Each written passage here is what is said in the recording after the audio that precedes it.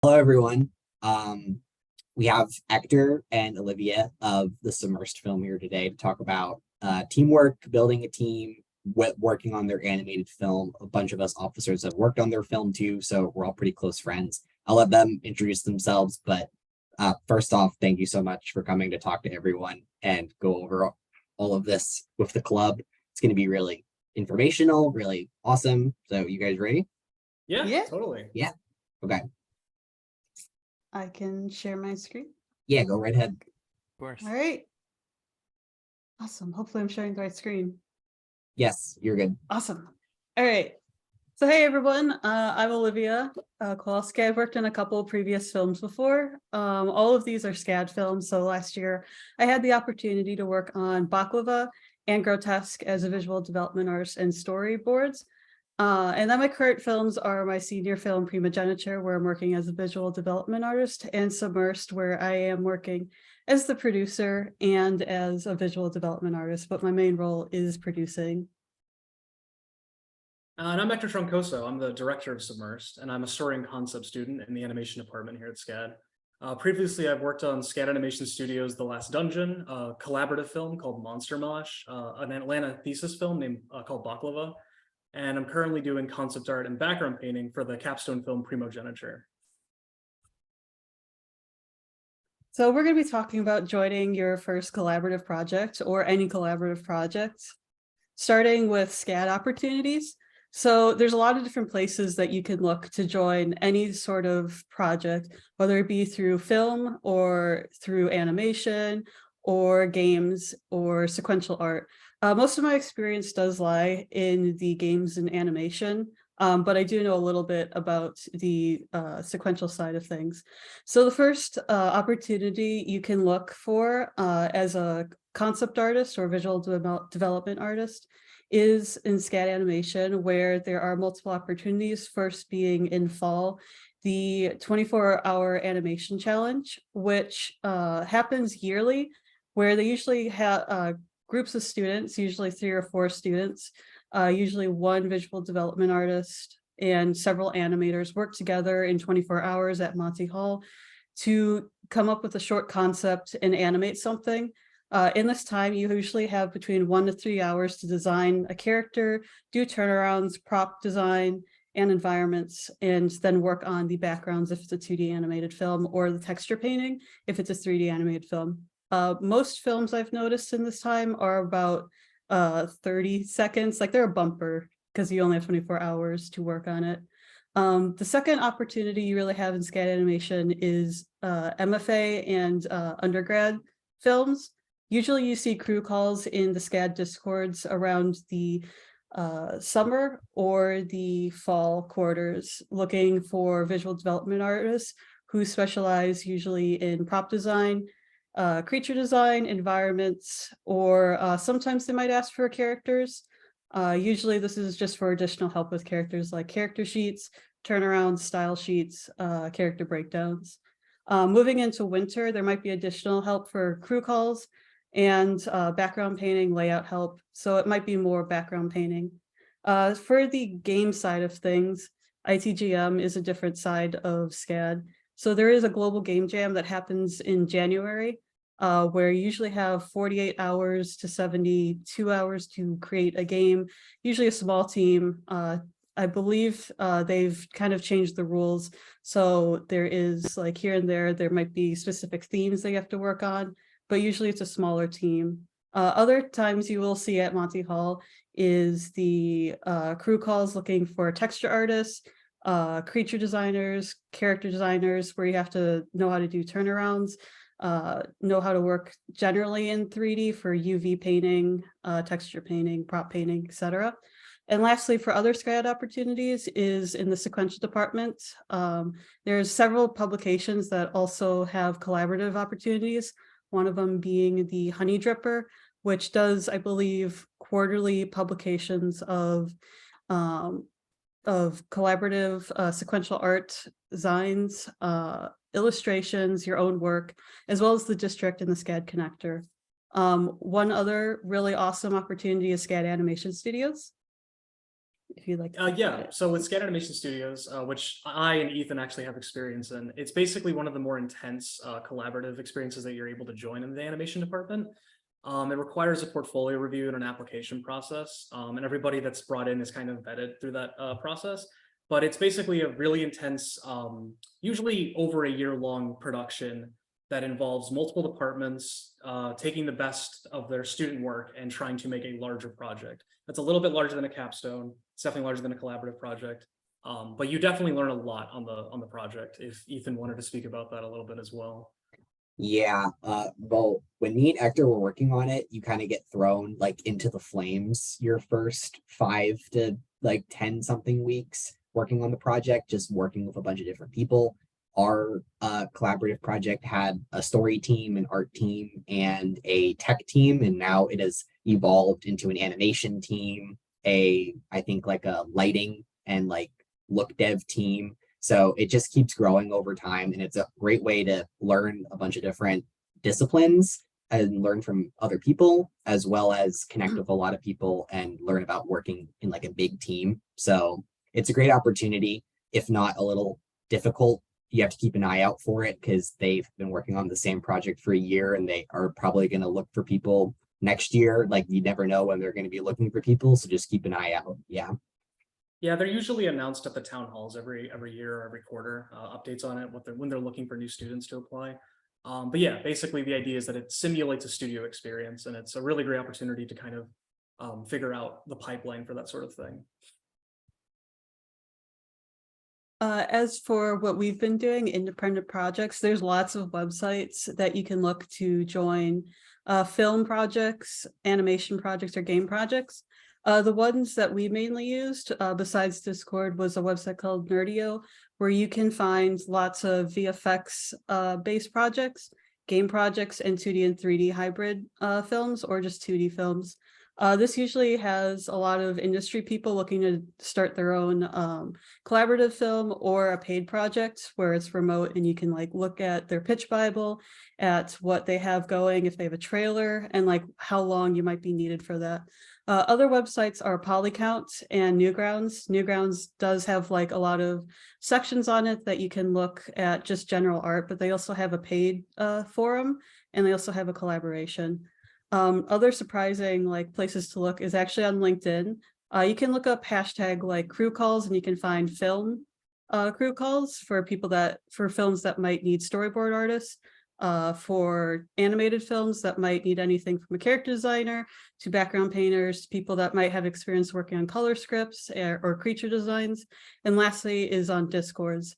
Not just only SCAD Animation Studio or SCAD Discords like SCAD Animation or the Concept Art Club or the Storyboarding Club. There's also a lot of like collaborative Discords that you can find.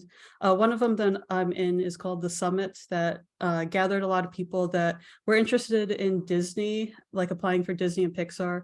And there's constantly collaborations being posted there, looking like other students wanting to work with students at different art schools. So we all can come together and kind of get inspired to work on each other's projects. And they're all constantly asking for different types of artists, whether it be 3D or 2D.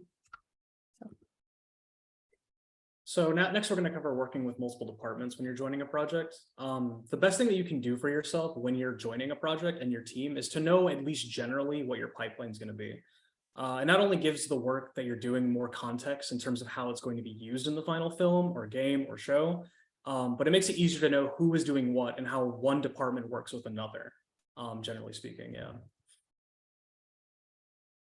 And communication is also really important, which is a huge part of collaboration, obviously. But not only talking with ones that are in your department, but also with modelers, with texture artists, and so on. Because translating concept art to the final film can sometimes require a lot of communication and interdepartmental work being done between concept artists or modelers, or making sure that your color palette that you chose translates to a lot of the textures and stuff like that. On the next slide, we have an example here from our film where one of our concept artists, Alex Cox, worked on a giant sea beast nicknamed Kurt, which Tessa was talking about earlier. As you can see, he made a model sheet that was just thorough enough to give enough information for the technical department to translate his design into a finished product. And on the next slide, you can see one of our sculptors, Gareth Brewer, actually took his model sheet and started sculpting it out.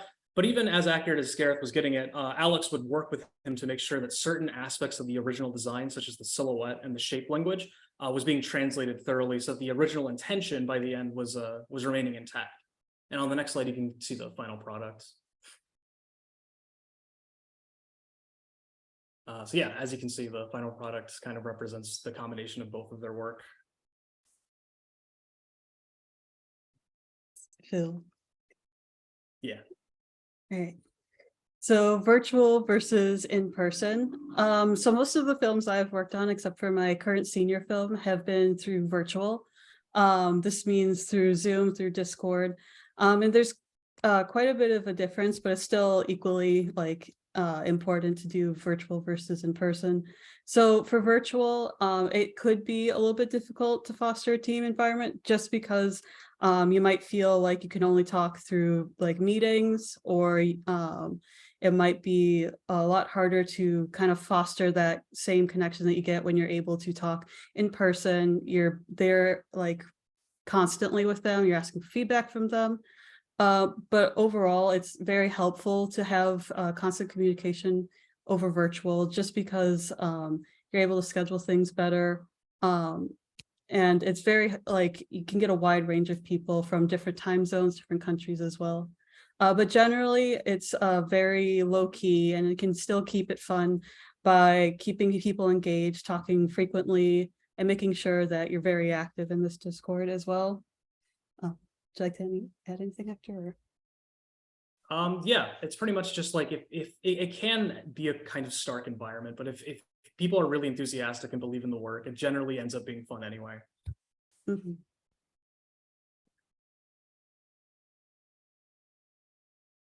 Versus in person. Hector. Oh, I thought you wanted to cover this slide. Oh no, sorry. But in person, face to face is obviously a lot more engaging in terms of how you can see people in person, and you can get an idea of how they're feeling, what they want to do, what they're seeing in the work more immediately, versus having to get like written feedback or waiting for meetings to happen. And working alongside each other, it's just a lot easier to kind of just walk over to the person and be like, hey, is this looking right? Walking up to your lead and just asking questions right there. And it's generally more of a bonding atmosphere. It's easier to get to know everybody when they're not hidden behind like a username or a profile picture. But you can't always do that, obviously. So yeah, so whenever you're joining a project, you have to set certain goals and expectations. When you're joining, it's important to think about what exactly you want to get out of it. Is it for experience? Is it for your portfolio? Are you looking to try something new? Not only is it important to think about this for yourself, but it's also important and it's crucial to communicate this with your leads, as it'll help everyone levy their expectations, and it gives an idea of how much you want to be involved and where you'd like to focus your efforts. Some people might want to take a major role in the project, while others may only be interested in designing something specific or just helping out where they can.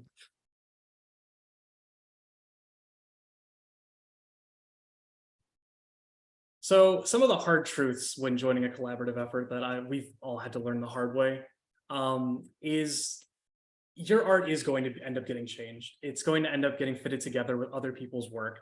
And that's nothing personal, it has nothing to do with your skills or abilities as an artist. Everybody that's on a project is always going to be extremely talented. It's just a matter of what is best for the overall final product and the final vision of the film. It can be difficult to accept, and I've personally had plenty of experiences where I've worked on something assigned for months only for it to be thrown out.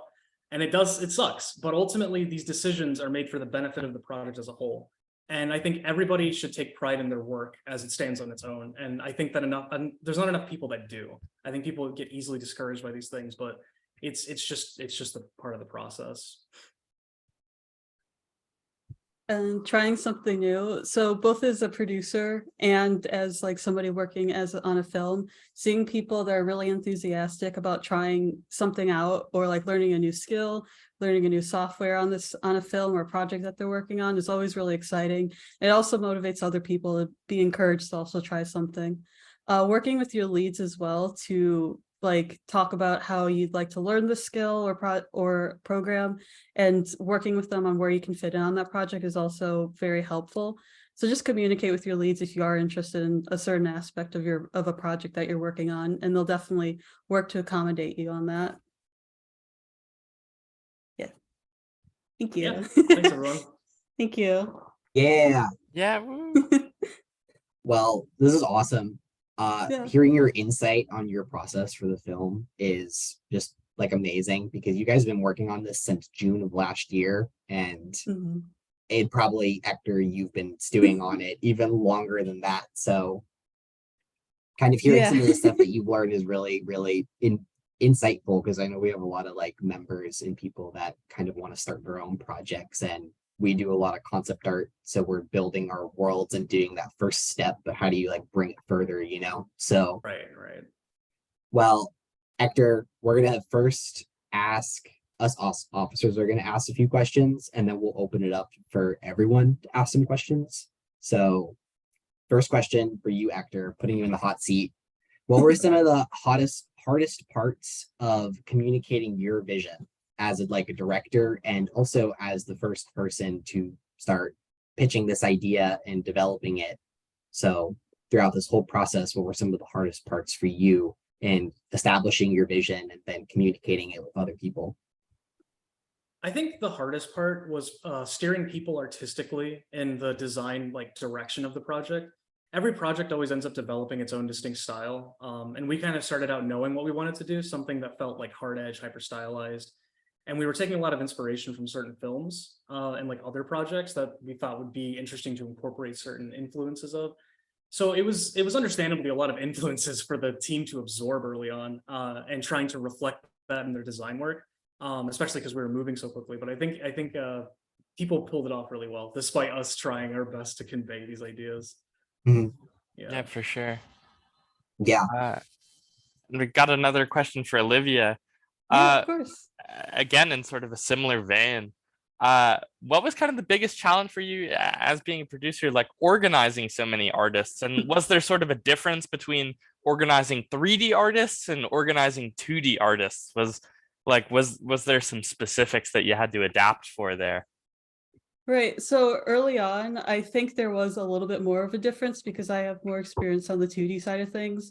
So quickly, I kind of had to learn 3D, like at least 3D terminology. I didn't need to know like 100% everything about 3D, but I need to know like what to look for and who to reach out to for questions and get familiar with some 3D terminology so I could like talk to people on that. In terms of like scheduling and like reaching out to people is definitely like trying to communicate with people. Communication was the biggest thing aside from organization. So communicating what our expectations were, what we were looking for, like what our general timeline was with those people, and staying in constant communication through email, through Discord, with all like potential people that wanted to come onto the project and people that were already on the project. So it's definitely a lot harder on the 3D side just because I didn't know as much 3D, but as the project went on, I learned a lot more terminology and like what to ask. Yeah, for sure. So Hector, another question for you now. What would you recommend looking back now to others who want to make their own pitches and then move on to fully create them? What would you recommend some ways that they could improve maybe on what you did, some pitfalls not to fall into, even things that you learned that would have been beneficial back then? So just a reflection question. Yeah, I think one of the more important things that I look back upon is just don't overthink it. I'd say one of the most common things that I see at SCAD a lot is just that like why projects don't get off the ground is because they end up spending forever like perfecting their pitch, polishing every little detail, and then they end up burning themselves out before they can even really get it off the ground. I think that it's important to make it something that you yourself would want to work on if you weren't creating it. And if you're passionate about your ideas and you're confident in your ability to see it through to the end, there will always be people who believe in it and will help bring your concepts to completion. For me, I started writing Submersed around like 2 years ago now, and I spent an entire year just trying out so many different ideas that we never even ended up going with. It wasn't until we brought on other people to start collaborating with the script and the story and boarding it out and that we really got on track to what it is now. But yeah. Yeah, as a little bit of a follow-up to that, because I know from working with you, you worked with the story team and with the art team. Were there some things that there some differences between working on each team that, like, looking back on, you could have improved on? Or how was your experience kind of functioning as a director and art director at the same time from the beginning? I think a lot of it, ironically enough, it made it a little bit more cohesive. Because with the story team, we were always focused on like structuring our narrative, how the film was going to be paced, how we wanted certain moments to feel, and like how we can use those elements to tell the story more effectively. And whenever we made certain design changes or choices in the boards or in our story meetings, like what props characters were using or like the layout of the environment, it was made easier because I didn't have to relay that to like a separate lead or a supervisor. I could just work with the art team with all of that in mind.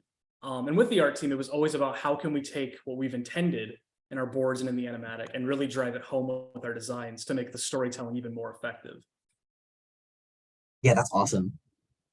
Yeah, of course. Now kind of in sort of taking it a little differently, for Olivia, I wanted to ask about, outside of just communicating with artists, how is setting up the Kickstarter and sort of the publication publicity aspect of all of this? Because for you guys to go out there and do the Kickstarter and your website and everything, like that's a very big leap from just collaborating with other students. Now you're, going out into the wild. So love to hear you talk about that.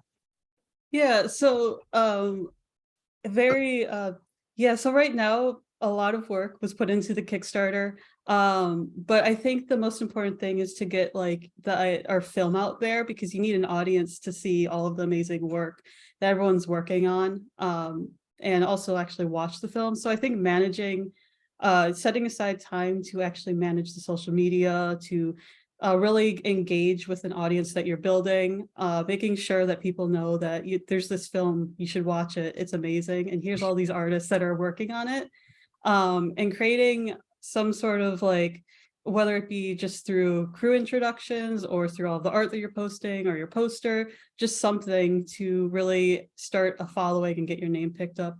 But as for the Kickstarter, I think a lot of it came down to working closely with Ector, the director, and the PAs on how we wanted to format the Kickstarter, how we wanted to show off the work, what was the most engaging way to present all of this work and keep it in theme and explain everything that we were going to do with the money, do with, and how we're going to use all this to bring this film to life. And also working very closely with all the artists to make sure that they're all right with their art getting out there and being presented in this way. Well, so I guess a bit of a question for both of you. Wrapping it up a little bit, what have been some of the best moments in leading the team and developing both of your passion projects so far over the last year? Should I go first, or did you want to go You first? can go first, that's fine.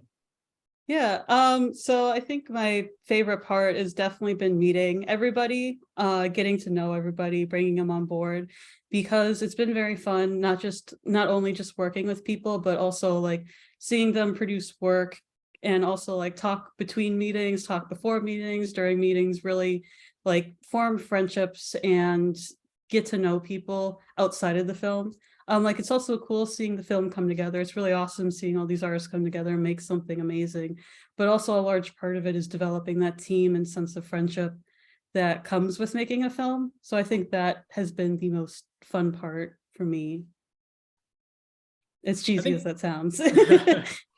Well, I feel like we No, don't I stop think that's talking about the wonderful. bad stuff, like Yeah, a these are lot of traps that we challenges. fall into. It's Right. hard, but also like it's rewarding. So It's very rewarding. Yes, I think the rewards outweigh any of the minor kind of things you have to get past. But I think for me, there's not really a singular moment that's the best, but it's been like the best experience of my life to watch everyone's hard work start to form like a living, breathing project that feels like it's bigger than any of us. It feels like it's just this cohesive thing that already existed, even though it's the sum of all of our parts over months of time that are finally coming together, and you start to see this big picture that's like forming in front of you. And I can't really describe it beyond that. It's really wonderful. That is Yeah. really wonderful. That's Yeah. it's so cool to see. Like just passively, we worked on the project earlier, and just watching everything come together. Like even as kind of on the outside of it, it's like Mhm. really Yeah. insane to see all the work come through and all the progress that you guys have made. I wanted to also ask both of you this, again, as we're kind of coming up on it. What's your plans after this? What's after graduation? What do you think you guys are going to get up to going into the industry?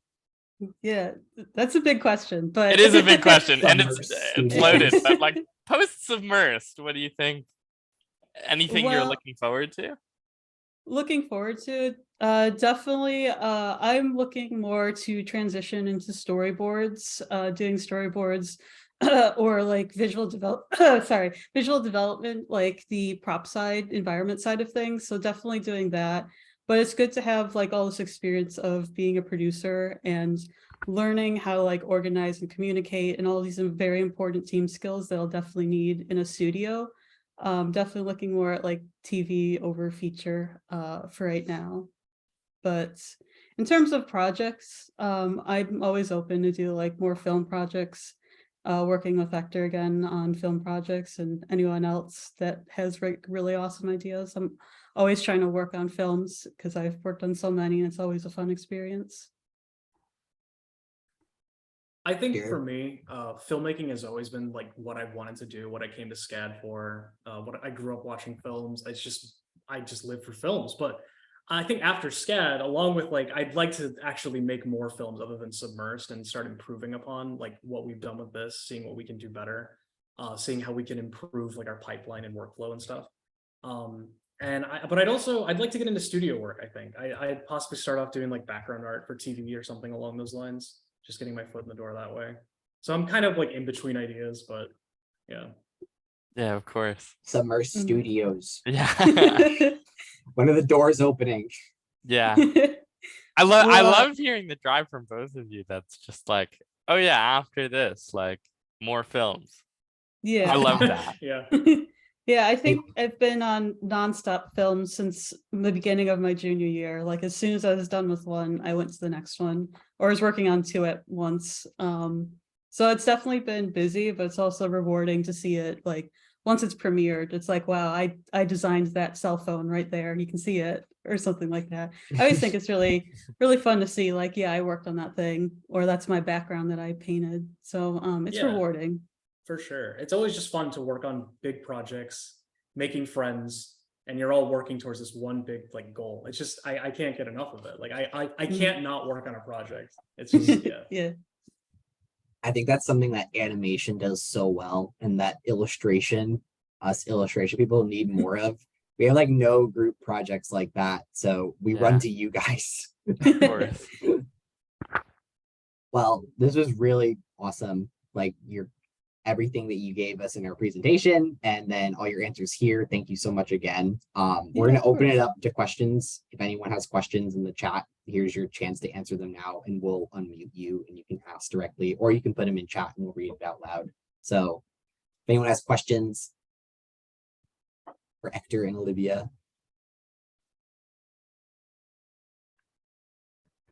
Well, if not, when people think of questions, I kind of had an idea. Would Oh, you guys want idea. to go through your website? Yeah, Yeah, that would be so we could cool do to that. see. Is that possible? Yeah, I'd have to stop Yeah. sharing just real quick and pull it up And unless you Coincidentally, have it, questions Actor. where to see your work. and so- maybe you could talk about. Yeah, see, Martin said, where can I watch you guys work? We'll set up a live stream and you can watch Of my us. home office, yeah. Yeah. Yeah, I think show your work and talk about the stuff that you do because it's really awesome. And we've been talking all about it. Mm-hmm. Most of my work for Submersed has been producer work, so I don't know if I should really go into that. Ector can talk about his artwork for the film, but unless people are super interested in the producer side of things, which is not art related. But Well, Ector has a lot of art. Yeah, I'm Ector, not you did a lot. And even like the stuff that you guys didn't like directly work on, I know that right. you guys had a hand in leading everyone. Oh, sure, yeah. I mean, yeah, it's kind of part of being a director. That's But part yeah. of being the Yeah. director. Is directing. Yeah, I mean, we could go through the site. It certainly has plenty Yeah. of our work. So Go ahead. Yeah. Do you have share it my open or screen. should I open? Yeah, it? I got it open. Okay. Open. Let's see here. All right. All right. Can you guys see it? Yes. Yep. All right. Yeah. So our website went live yesterday after working on it for the past couple of weeks. As you can see, our homepage is just this little GIF with a synopsis of our film. I guess I can read it, but basically, Submersed follows Audrey, Jean-Luc, and George, the crew of the research submersible Athena-1, as they embark on an expedition across an uncharted ocean planet. When the crew is tempted to venture off course, they find themselves surrounded by oceanic mystery, horrifying discoveries, and frustrations with each other that they can't escape. And then we have this about us, which shows off all of our crew members, our amazing and lovely crew. And it has links to all of their websites, which is I thought that was awesome. Yeah, You yeah, guys yeah, set yeah. that up. We got everybody, including the cast, which is cool. Yeah, our so voice and then actors. we go into our concept work. The top one is Ethan's work, his big panorama of our No. opening environment, which he did Yeah. an It's amazing our job it's our on. feature. Yes. No way. We wanted to make it animated, but like it was weird the way it was framed. We would have had to crop it, so we just ended up doing it this way. It's all good. I honestly freaked out when I saw you could click between each of them. I was like, they're all there. That's so nice. Yeah, it's awesome. It's so cool. And then this is kind of like some development work that I did for the opening shot, taking Ethan's concept art, trying to figure out like how we can stylize some stuff. Which is beautiful. When I Thank saw you. this, I Yeah. was like, wow. Oh, Seeing this painting live was super sick. Thank you. Yeah. And next we have Quo, who's another concept artist in the film. His kind of like figuring out the atmosphere and how we wanted the abyss to really just feel like this empty, scary place. We have another environment by Quo of this like volcanic rocky seabed that they end up having like a chase sequence through. And then the final one, which was made by Kaylee. And this is kind of the final environments where the film ends up at, which is just like this kind of unsettling, like really deep into the ocean, like mushroom kind of abyss. But yeah. yeah. Well, we have one question before you move on to more pages. Sure. Allison asked, what year do you recommend getting involved with big projects like this, especially for someone who is still new to the field and needs to learn big programs such as Maya? I would recommend getting in as early as you can, mostly because I regret not doing it. Olivia got in about a year earlier than I did, and she has like experience on films that I never got to see. But if you're a concept artist, your place on a project could be anything really. Like everybody's always looking for extra hands. It doesn't matter if you feel like you're underqualified, because I'm sure that there's like, if you're willing to help out and you're enthusiastic about the project, they can find help. They can find a place for you. Yeah. Yeah, I Olivia, did you have totally anything agree. to add? Yeah, I started working my junior year, like beginning into junior year. I think I started like right in the summer going into my junior year, which honestly I feel like I could have started sooner, because I feel like I learned a lot more going into projects and working really hard and trying to work with seniors and like other upperclassmen than I did like just working on my own. So I feel like if you can get in as like a sophomore, apply and just be like, hey, I'm really interested in this, you should definitely do that. I do know some people on like independent films right now are like current sophomore. So like there's a place for you anywhere, like any grade, as long as you can be like, this is my work. Hope you consider me. Absolutely. Yeah. Because the sooner that you can start getting experience, the sooner that like the faster you're going to start improving. Guarantee it. Yeah, for sure. Martin also just asked, similar question. Do you recommend doing a big animation project for Sequa students? Martin's a Sequa major. He does really detailed work. So from knowing him, so. Right. I think the important thing to realize with like an animated project is the pipeline, right? Because in sequential art, it's a lot more like illustration work. Whereas in animation, there's like a whole other like few departments you have to end up working with and know how to, and if you're going to lead the project, you kind of have to know a little bit about how that works. So I think that if you want to pursue animation, it's just a matter of like researching that, like what kind of thing you want to make, how do you want to structure your production?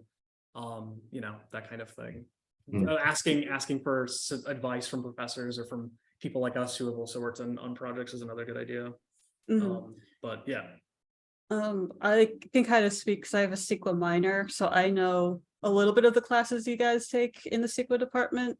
I think there's a lot of really good, like, at least knowing the terminology of your pipeline too, because there might be some stuff that animation specific terms might be like knowing how to texture UVs. That's not really a term that you see thrown around in sequential art ever. Knowing Yeah. No. knowing what a color script is. You don't do color scripts in CEQA. So, and then also doing, like, you know, character ideation. I think there's a class, CEQA 224, character design for television and animation, that a lot of professors have started talking about doing, like silhouette ideation, character ideation, prop ideation, which they're kind of incorporating the animation pipeline a lot more. So I think if you're going to apply to a film, at least know the terminology. So when somebody like your art director tells you, hey, do you want to do the character, our character Audrey? We'd like some like character ideations. You know, we'd like maybe some explorations of her clothes. You know what they mean, so you don't have to like then go and look it up or find a video on what they actually mean by that. Just kind of familiarize yourself. Yeah, there's plenty of behind the scenes like documentaries and stuff on animation that kind of gives you an idea of how the workflow is. So Mm. that could also be helpful. Yeah, for sure. That I totally agree too, as I've taken some secret classes as well. And just there's a lot of transferable skills, but the best thing you can do for yourself is just kind of learn what you're going to be expected to do so that you're not totally like running in the dark as soon as you get there. Yeah. But for sure, as soon as possible, as Ector said earlier, I think as soon as possible, joining like a student production or some collaborative project is always helpful. Yes, Mhm. for sure. Yeah. Yeah. Cool. You want to keep going? I want to see the Yeah. creatures. Yeah. Yeah, we can go to the ocean life here. So yeah, we got our main creature, spoilers, but he is the main creature. We've nicknamed him Brian. Yes, this was designed by Alex Cox again. But yeah, and we have some concept art here as well for his like texture concepts, as well as some cool ideation. Yeah, we basically were taking inspiration from like a lionfish combined with like an anglerfish. And Yeah. how they would look if there was like a school of them or like a horde of them, because in our film there's like hundreds of them, so pretty Spoilers. cool. And then the next guy is, of course, as you've all seen by now, Kurt, which Tessa's actually currently working on the final textures for, which is neat. You can see some more concept art down here of his like glowy bits and his just generally how he wanted him to look, and then some concept art. I think Kurt took a lot longer to develop than Brian, just because we wanted him to like feel massive in scale. Because I think the sub in the final film is the size of one of his eyes. It's like very, Yeah. very tiny. Yeah. Our poster shows that his the sub is the size of his pupil, so Yeah, he's yeah. very Huge. big. I think also that even though it like looks like there's not a lot of work, we have like hundreds of like stuff in the Google Drive that we're not showing publicly of like Yeah, we had ideations, to color hold ourselves ideations. back, yeah. Yeah. Oh, we didn't want to So give everything away, but yeah. this is definitely a summary of like well, just the art side was like a month of work designing it, and then the actual sculpting was another like 2 months of work. So it's a general summary of 1 to 3 months of work for each creature here. Yeah, we went through so much. This is one of Olivia's creatures that she designed. She did fantastic creature designs on this film. Yeah, you really did. Thank They you. really fit Yeah. right in. Yeah, this is actually the first creature you see on screen in the film, so it's going to be exciting. And I'm these are, like, honored. super early creature ideation by Alex. Trying to figure out like how we can make it feel alien while still like biologically accurate to some degree. It's You can Alex see the did first- so much sketching.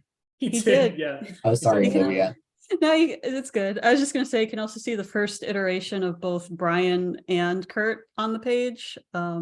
Kurt being the very top one, he was like the very first sketch, and then Brian, Yeah. I believe, is like in the middle, above that like head. That was like the very first Brian sketch that he started with. Right. And then yeah. Fred as well, who is not on this website. He's on that page as well. No, we're still cooking him up. Yeah. And yeah, these are some early sculpts by Gareth, figuring out like just ideas for how we wanted the shape language of our creatures to feel in 3D. Yeah, a lot of work with the 3D department on that, trying to balance between like how do we get from this and how do we translate those shapes into 3D without it feeling like too smoothed out or something.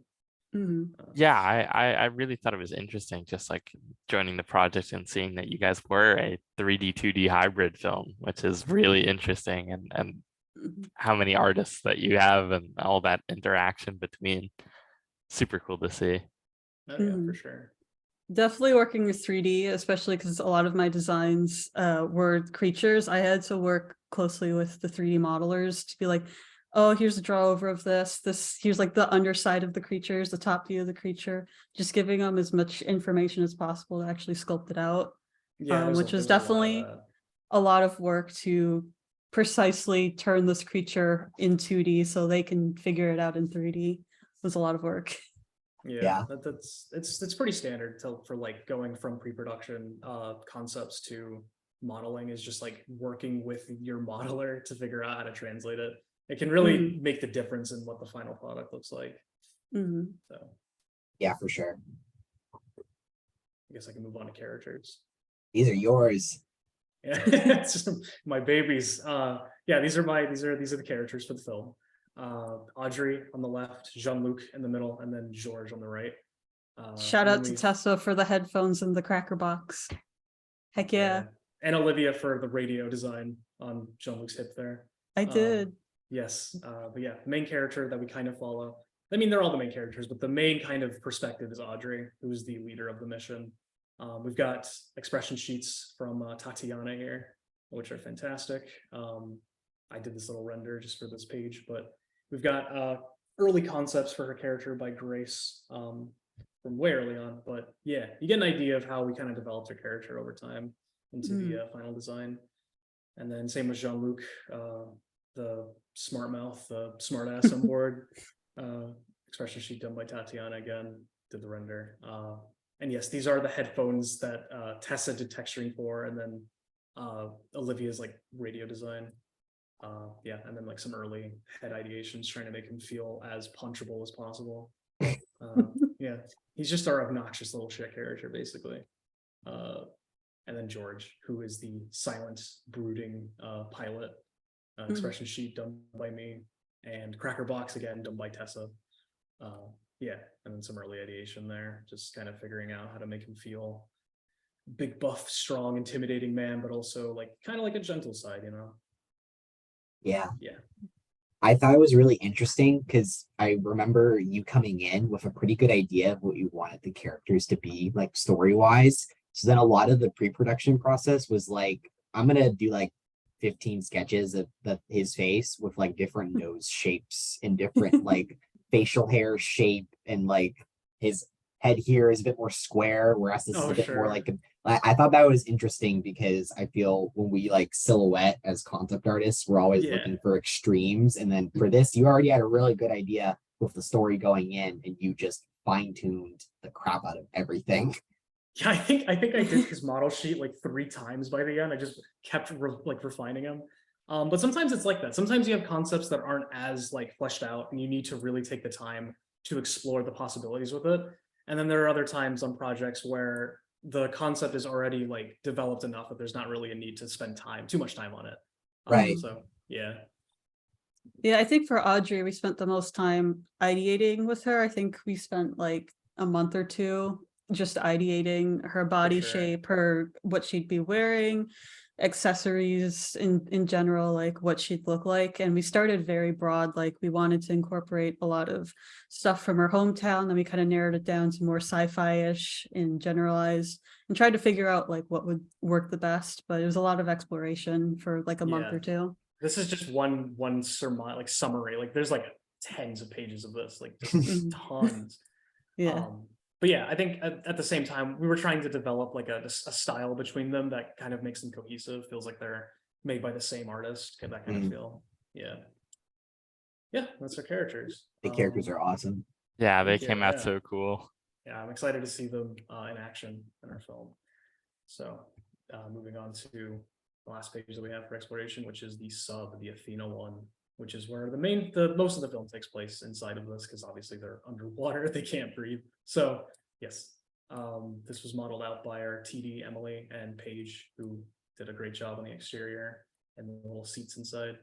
But yeah, we wrote a little bit about the design, how it was kind of inspired by like cassette futurism, that kind of aesthetic of the 70s to the 90s, kind of just like CRT screens and clunky beige panels, the computer panels.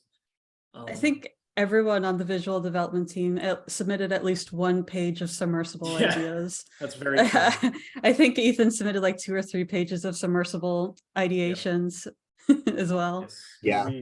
Everybody got to contribute to like just figuring out how we wanted this to feel shaped. I remember I loved how like we all went in such different directions. Like I latched on to like the retro, and then I was working with Quo, who just like hard latched on to like the mech aspect of it. Oh, And yeah. then we like, I think feel like we met somewhere in the middle where it's definitely retro, but it's a lot more like mech and tech like. So Yeah, it's like finding a balance. It's interesting, yeah, how we all have kind of like different interpretations and shape language. But yeah, I tried my best to just take everybody's ideas and try to like combine them into one like giga design. But yeah, I think it came out good. And then we have the interior, which Will actually did all the color ideation for, did a fantastic job with that. Thank you. Yeah, Also, Will, it was so fun doing this. And then recently I saw a picture of it, like just some like in progress screenshot with some colors on it. I was like, I did those. Yeah, you can great. actually see in the proof of concept we have it like the red alarms and then like the alarms going off as well. You can see the colors that Will picked out Yes, in the background there. It's With all the not a screens proof and of concept, everything. but it is a shot. Yeah, It is a shot. we have a full animated shot. But yeah, pretty cool. Again, just like emphasizing that beige technological cassette futurism aesthetic. And I think actually talking about like working with the modeling team, I think translating this interior was probably the most challenging aspect of any pre-production part so far. Because man, was it a lot of like tweaking and okay, this panel's a little too big.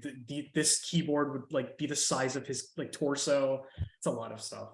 Not even just the modeling part. We split up the submersible into 3 parts, divided among like 3 artists, and then working our 3 parts together. Ethan, me, and Quo together.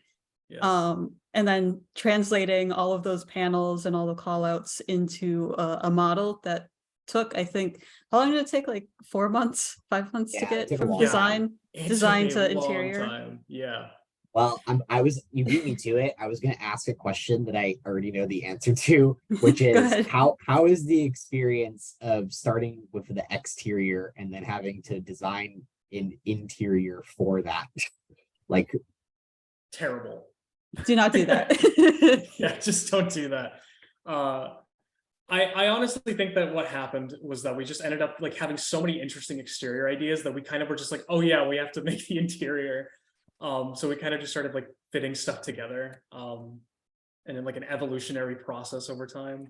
Like working a really difficult puzzle. Yeah. I think we pulled it off. I think we honestly pulled it off really nicely. It's just that it was a very difficult way to work.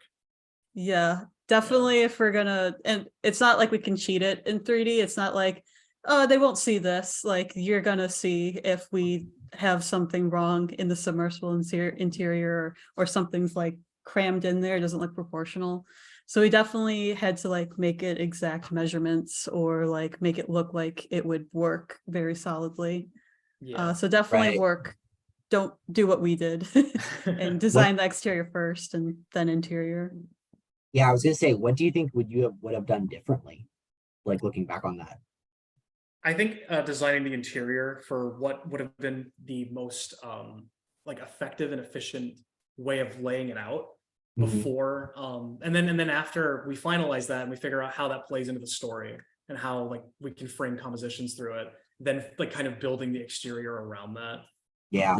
Yeah, I think that's probably a better way to work with it. Yeah, because I remember a lot of the interior headache was like, oh, Audrey needs to be here for this shot, and then John Luke needs to be here for this shot, and this item needs to be here for this shot. And that was hard to manage that as well as manage it within the space that you set already with the exterior. So Yeah. yeah, Yeah, just because of the storyboards we already were working on at the same time. There's like specific compositional stuff we had to like manage. So it was a lot of juggling between the storyboards and the art and also the modeling, trying to fit that all together at the same time. Right. you guys did an Yeah. amazing job though. Yeah, no, Thank it's so crazy. Just like also hearing about how you communicated amongst however multitudes of teams, all Yeah. creating a single unified vision. Like For Mm. sure. hell of an effort, guys. Then And there it is. got, There's the got- effort. we got Ethan's ideations here for the interior. I actually Yeah. can scroll down here, but yeah. Yeah, it's really interesting to see like how different our like design languages are and what different ideas people had. This is Quo's like early design ideations for like George's piloting station and like the shape language of the interior. He was And then, so good at doing that stuff, like the Yeah, I piloting know. controls, and then like Yeah. he made the gamer chair. Oh, don't even bring up the chair. That was the bane of our existence, was that chair. Oh yeah, The God, nose. okay. Yeah, well, not on the design side. I mean, kind of No. on the design side, but also just like getting because our characters are such different proportions. It was hard to get a chair design that like fit the three of them in a way that wasn't jarring. But yeah, Yeah. Yeah, just more effort of like collaboration and communicating with each other all the time. tiny Yeah, chair for especially- George, but huge chair for Audrey. Yeah. Yeah. That's what we kept running into. George is like, I think the official size is George is like 6'4" or something, and Yeah, he's Audrey's like 6'4". 5'2". And Audrey's 5'2". She's 5'6", not 5'. Oh, I'm sorry, 5'6". But yeah, That's with her bun though. She's 5'6" with the bun. yeah. And then we got Will's computer UI ideations here, which were cool. Stellar. Yes. Stellar. Pretty much nailed the aesthetic we were going for. I think Claire right now is actually like expanding upon these for like specific screen textures, but yeah, Mhm. pretty cool. This is so awesome. Thank you for going through Yeah. your website and talking with everyone about this. And it Yeah. looks Thank you so much. the website looks so great, guys. It does. It's super beautiful. official. We worked Thank hard on you. it, so I'm glad you guys like it. Yeah, well, we're at 6:58. We're coming into the last 2 minutes. If anyone has any last minute questions, feel free to ask now. But thank you guys so much. Thank you so much for coming and telling us. Yeah, all about this your was work. amazing. Yeah, this was Yeah. super Yeah, cool of to see. course. Yeah, it was a lot of fun. It was really fun showing off all the work that you guys did too to the rest of the concept art club. Yes. Yeah, Lovely seeing all of it. especially since we don't get like the animation side. We're trying to be better about talking about biz dev and animation, but I feel like all four of us talk a lot about concept art for games. Mm. Right. Right. right. Yeah. Yeah. Well, we're at the last minute. If people don't have any questions, you're totally allowed to go. Thank you so much, Yeah. Ector and Olivia again. Yeah, of course. Yeah, thanks for having us. Everyone It was fun. thank them. Yeah. Thank them. No, don't Thank force you. them. No. Uh, Yeah. Well, we're gonna hang out here for a little yeah. Yeah. I will stop the recording. bit. Yeah. Yeah.